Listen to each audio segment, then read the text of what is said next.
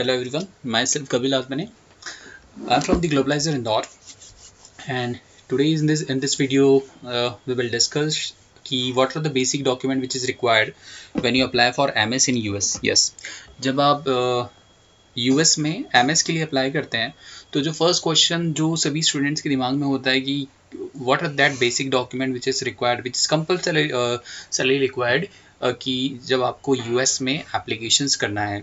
आप यूएस में जब एप्लीकेशन करते हैं, जब भी आप जो किसी भी कंसल्टेंसी के थ्रू जाते हैं, या जब भी आप या डायरेक्ट भी करते हैं, so you need some list of documents. आपको वो सारे डॉक्यूमेंट्स प्रिपेयर करके रखना होते हैं, बिकॉज आपसे कंसल्टेंट्स मांगते हैं कि I need all this document. So in this video we will discuss all those document which is required when you apply for MS in US. Yes, so let's start. Document is required to apply for MS in US. Yes, see, अब first thing which is आप सभी को पता होना चाहिए कि जो US universities होती है वो कुछ यूनिवर्सिटीज़ होती है जो 4 ईयर की बैचलर डिग्री आके एक्सेप्ट करती है, कुछ यूनिवर्सिटीज़ होती है कुछ 3 ईयर्स की भी कर लेती है। सपोज अगर जिनका बी या बीटेक है तो ऑलमोस्ट 4 ईयर्स का होता है, तो दैट इज एक्सेप्टेबल। सपोज किसी का बीकॉम या बीबीए है, सो उस केस में क्या होता है, they will have to appear for 1 year additional course. वो तो या 1 ईयर का वो पीजीडीसीए कर लें या 1 ईयर की कोई भी एक डिग्री कर लें, तो वो 4 year as a bachelor degree consider होती है। अगर आपने बीई किया है, अगर आपने बीटेक किया है तो दैट इज ओके। अगर आपने बीसीए किया है तो बहुत सारी यूनिवर्सिटी जो 3 ईयर की भी बैचलर डिग्री कंसिडर करती है। ओके, आपने बीसीए किया है, बीएससी किया है, एनीथिंग। सो जब भी आप एमएस के लिए अप्लाई करते हैं या जिस भी यूनिवर्सिटी में अप्लाई करते हैं, तो आप एक बार उसकी रिक्वायरमेंट देख लीजिए कि वो 3 ईयर्स की बैचलर डिग्री एक्सेप्ट कर रही है या 4 ईयर्स की बैचलर डिग्री एक्सेप्ट करते हैं, and according to that you plan for your university. So let's start की what are those basic document which is required when you apply for MS in US. या so first and one is passport. Yeah, this is the mandatory document. Passport front and back side I have mentioned in this line. Why this is front end back side, क्योंकि usually जब बच्चों से passport मांगते हैं तो front page का photo खींच के भेज देते हैं। Now there is one more thing which is आप सभी को पता होना चाहिए, जब भी आप एमएस के लिए अप्लाई करते हैं यूएस में किसी भी कंसल्टेंसी के थ्रू, तो one is the thing is important. आजकल क्या हो गया कि सभी के मोबाइल में कैमरा स्कैनर होता है, बच्चे फट से फोटो लेके भेज देते हैं। No, that is not the proper format of sending the document. Ultimately जब आपका प्रोफाइल यूनिवर्सिटी को जाता है, सो जब यूएस की यूनिवर्सिटी या कोई भी कंट्री की यूनिवर्सिटी की एक डिसीजन कमेटी होती है, इवैल्यूएशन टीम होती है जो आपके डॉक्यूमेंट्स को देखती है कि स्टूडेंट्स का प्रोफाइल क्या है। तो जब भी आप जिसके थ्रू भी काउंसलिंग ले रहे हैं, कंसल्टेंसी के थ्रू, या आप खुद भी अगर अप्लाई कर रहे हैं, तो आप आपके डॉक्यूमेंट्स को प्रॉपर वे में स्कैन करें। कैम स्कैनर को अवॉइड ही करें तो ठीक है, आप प्रॉपर स्कैनर से इसको अवॉइड स्कैन करें। अगर आप केम स्कैनर से अगर आप स्कैन कर रहे हैं तो आप कोशिश करिए कि क्लैरिटी अच्छी हो, डॉक्यूमेंट विजिबल हो, और मोस्ट प्रॉब्ली मैं तो आपको यही सजेस्ट करूंगा कि you go through with the proper scanner. So passport front और बैक साइड आपका अरेंज होना चाहिए। This is the first document. Second is 10th and 12th marksheet. 10th and 12th marksheet is not compulsory required, because सारी university 10th और 12th की marksheet नहीं मांगती है। But in some case, suppose आपसे आप जो जिसकी भी थ्रू भी आप कंसल्टेंसी ले रहे हो, काउंसलिंग ले रहे हो, in some case they can ask कि आपकी 10th और 12th की मार्कशीट भी हमें चाहिए, तो आप उसको एक सेपरेट साइड अपने पास रख के रखिए, पीडीएफ बना के रखिए। Third one is bachelor marksheet. Bachelor marksheet आप सभी के पास ही होती है। देखिए, बैचलर मार्कशीट में देयर आर टू थिंग्स। एक, सपोज अगर कोई स्टूडेंट ने बीई किया है, बीबीए किया है, बीएससी किया है, बीटेक किया है, बीकॉम किया है, एनीथिंग, तो अगर उन्हें बैकलॉग है तो आप बैकलॉग की मार्कशीट का एक अलग पीडीएफ रखिए, और आपकी जो पास की मार्कशीट है उसका एक अलग पीडीएफ रखिए। अब सेकंड इंपॉर्टेंट होता है कि मैं आपको सजेस्ट करूंगा, जब भी आप, अगर आपने प्लान किया हुआ है कि मुझे यूएस जाना है हायर स्टडीज़ के लिए, तो आप कोशिश करिए कि आपकी बैचलर डिग्री में आपके बैकलॉग्स नहीं लगे। Why? Because backlog is a negative point हो जाता है थोड़ा सा। जब आपकी 3 या 4, मैंने देखा है कि कुछ स्टूडेंट्स के 12-12, 15-15 बैकलॉग होते हैं, तो कहीं ना कहीं वो नेगेटिव इम्पैक्ट जाता है। उन्हें हायर स्टडीज़ के लिए यूएस में जाना है, पर अल्टीमेटली वो थोड़ा सा नेगेटिव इम्पैक्ट जाता है। तो if you are planning to apply in any country for your higher education, तो आप कोशिश करिए कि आपके बैकलॉग्स नहीं हो, आपका प्रोफाइल बहुत अच्छा हो, आपका CGPA, GPA, आपका परसेंटेज बहुत अच्छे से मेंटेन हो रहा हो। तो this is the third document, bachelor marksheet. आप पास की मार्कशीट अलग रखिए और आप बैकलॉग की मार्कशीट का एक अलग पीडीएफ बना के रखिए। Third is bachelor transcript, which is very very important. अब ट्रांसक्रिप्ट क्या होता है मैं आपको बताता हूँ। देखिए, क्या होता है, जब भी आप जैसे जब भी आप कॉलेज में पढ़ते हैं, तो आप फर्स्ट सेमेस्टर पास होते हैं, सेकंड होते हैं, तो वो आपको कॉलेज में मार्कशीट देता है जिसका एक ही कॉपी होता है। वो आपको एक से ज़्यादा कॉपी नहीं देता है, राइट। बट आप यूएस में या किसी भी कंट्रीज में अप्लाई करते हैं, स्पेशली यूएस में, तो यूएस नीड्स ट्रांसक्रिप्ट। जो यूएस की यूनिवर्सिटी होती है वो ट्रांसक्रिप्ट मांगती है। अब ट्रांसक्रिप्ट क्या होता है? देखिए, जब आप मार्कशीट इशू कराते हैं कॉलेज से तो मार्कशीट एक ही मिलती है, वो एक सेट होता है जो आपको ज़िंदगी भर संभाल के रखना पड़ता है। बट यूएस में जब आप एप्लीकेशन कर रहे हैं एमएस के लिए, so they need transcript. Transcript is another form of marksheet जिसमें वो एक या दो पेज पे सारे सेम्स का, हर एक यूनिवर्सिटी का, इंडिया यूनिवर्सिटी का फॉर्मेट अलग होता है, तो वो सारे सेम, सपोज आपने बीई में अगर 8 सेम पढ़े हैं तो 8 सेम्स का वो एक पूरे उनके फॉर्मेट में प्रिंट करके देते हैं। I will show you what is transcript. See, I already here, see, this is the transcript of one of my student. So ये ट्रांसक्रिप्ट जो है राजीव गांधी विश्वविद्यालय मध्य प्रदेश की है, जो भोपाल में है, उसके बहुत सारे कॉलेज हैं एमपी में। So like this is a transcript जो semester 1, semester 2, semester 3, semester 4, semester 5, you can C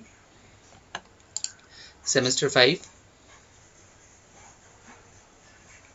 just wait, I'm looking for okay, semester 5, semester 6, semester 7 and semester 8। और लास्ट में सब जो भी यूनिवर्सिटी का फॉर्मेट होता है कि आपका सीजीपी हर सेम में क्या रहा, आपने कितने क्रेडिट्स अर्न करे, this is a format. It depends to university. बहुत सारी यूनिवर्सिटी इनको एनवलप में पैक करके देती है, कुछ यूनिवर्सिटीज़ आपको सिंपली दे देती है और आपको एनवलप अलग से देती है।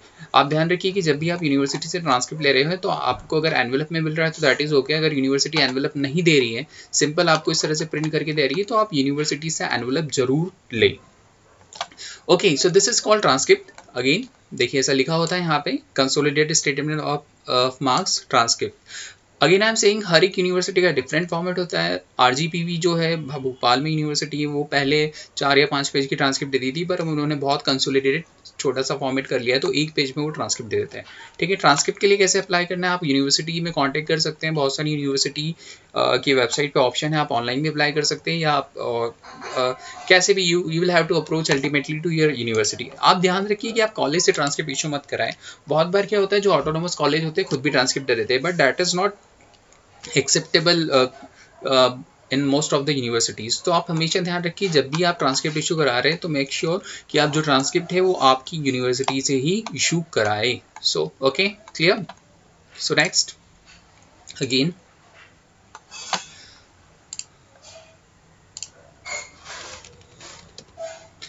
नेक्स्ट होता है डिग्री। डिग्री आप सभी को पता ही होगा, bachelor degree.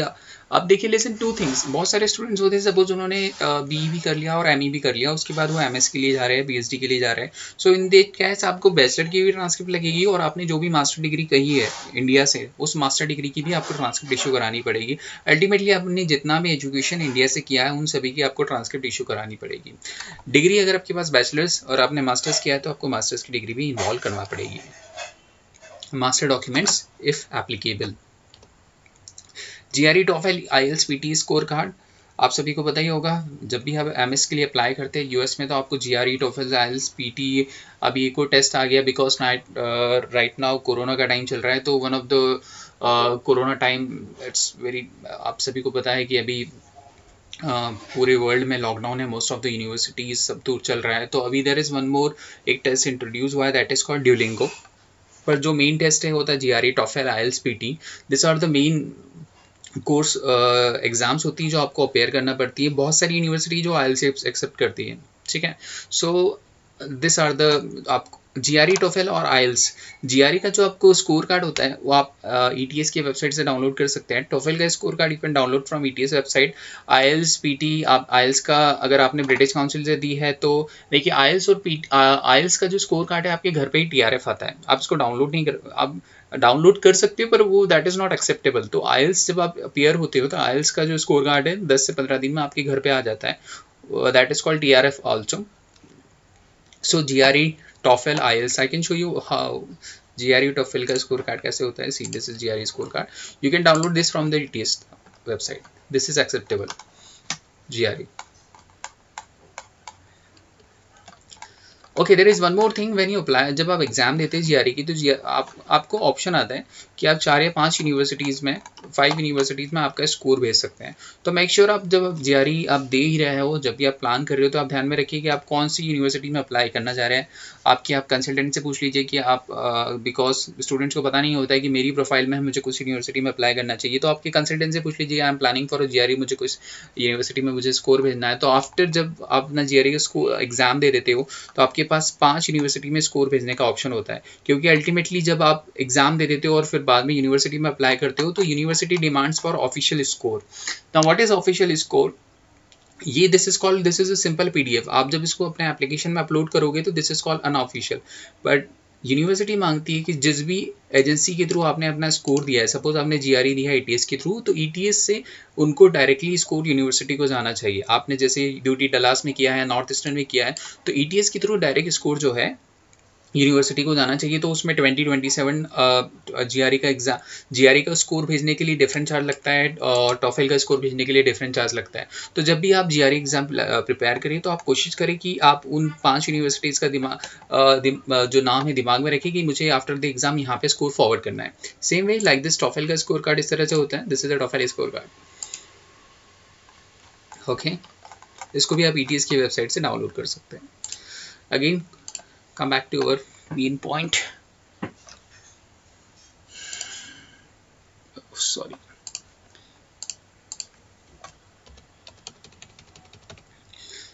SOP. What is SOP? Then next is statement of purpose. देखिए SOP which is very important. That means आप मान के चलिए कि आपका एप्लीकेशन का बहुत सारा पार्ट SOP पे डिपेंड करता है।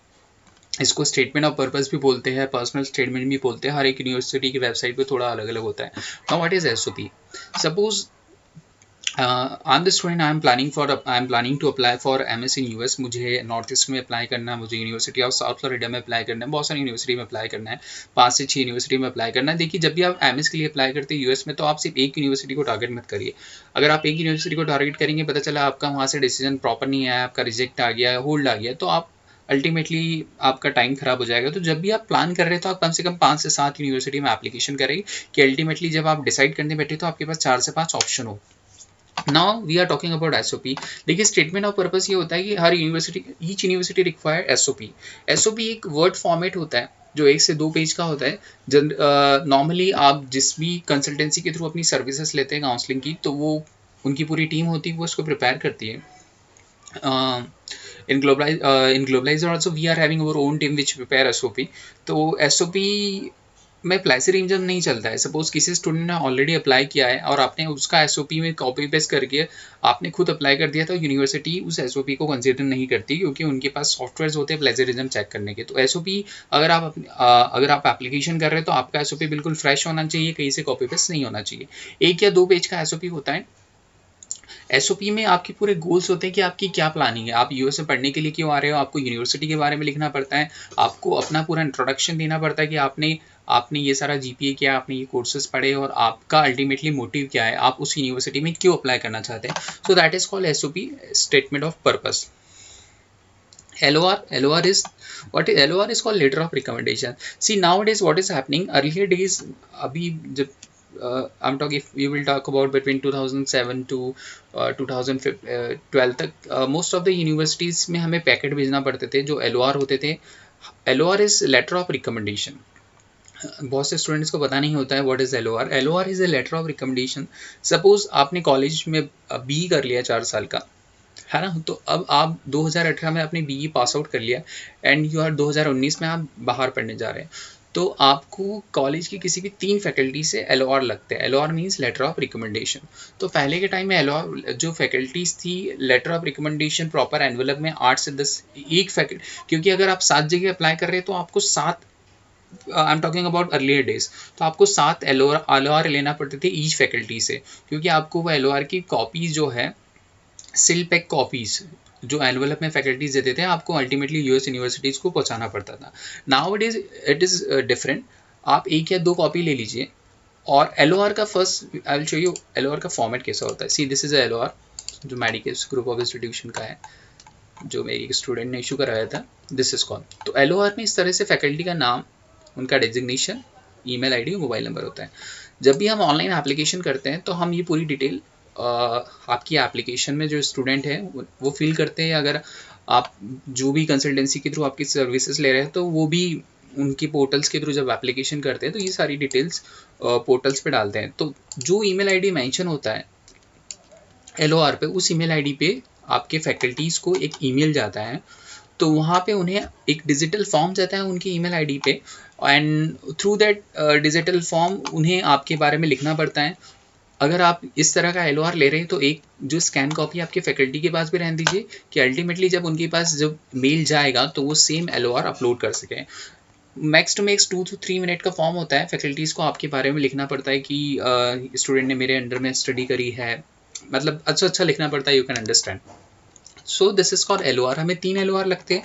अब नेक्स्ट इंपॉर्टेंट होता है कि सपोज आपने 2015 में आपने एजुकेशन कंप्लीट कर लिया, 18 तक आपने 3 साल TCS Infosys in any company you have work, means आपको 3 इयर्स का वर्क एक्सपीरियंस हो गया and ultimately you are applying for 2020, 4 years का हो गया। सो आपको फिर 3 LOR आपकी कॉलेज से लेने की ज़रूरत नहीं है। In that case you can take 1 LOR from your college and 2 LOR from your company. 2 LOR आप कंपनी में किसी भी बंदे से, जो भी आपका जो टीम लीडर हुआ हो या आपका मैनेजर हो, उनके थ्रू ले सकते हैं। यस, बट आपने सपोज आपने फ्रेशर है बिल्कुल, आपने सडनली आपका बैचलर कंप्लीट किया है और इमीडिएटली आप US के लिए अप्लाई कर रहे हो, तो आपको तीनों LOR आपके कॉलेज से लेना पड़ेंगे। पर सपोज आपको 3 या 4 साल का एक्सपीरियंस है, आपने 2015 या 14 में आपने अपना बैचलर कंप्लीट कर लिया है और आपको 5 साल का एक्सपीरियंस है। सो इन दैट केस आप 1 LOR कॉलेज से लीजिए और जो 2 LOR है वो आप अपनी कंपनी से लीजिए।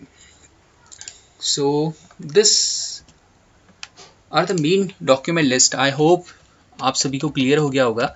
This are the main document list which is required when you apply for MS in US। So I hope आप सभी को क्लियर हो गया होगा कि क्या क्या डॉक्यूमेंट्स रिक्वायर होता है। After this also I can understand, क्योंकि जब भी हम बहुत सारे स्टूडेंट्स को क्या होता है, आफ्टर दिस वीडियो ऑल्सो बहुत सारे स्टूडेंट्स के दिमाग में क्वेरी होंगी कि ये डॉक्यूमेंट्स क्या होगा। So if you have any query you can ask me in the comment box, you can drop your mobile number, I will call you. You can put in comment box also and you can contact me also, so definitely I am going to help you. So अगर आप planning कर रहे हैं MS in US के लिए तो definitely you should go. There are lot of opportunity in the US and Canada and UK. So best of luck all of you. Again I'm telling, if you have any queries and question you can ask in the comment box. And there is one more request, if you like this video you can please subscribe my channel. Please like, share and subscribe, and I have given my email ID. You can contact me on my email ID also. Thanks for watching.